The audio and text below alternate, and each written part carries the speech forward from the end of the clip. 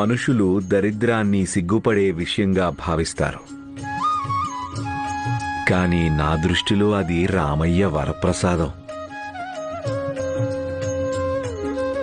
ఒక అమూల్యమైన వరం. దీన్ని నేను మనస్ఫూర్తిగా గౌరవిస్తాను. అది నన్ను నేలతో పెనవేసుకుంది, జనులతో కలిపేసింది.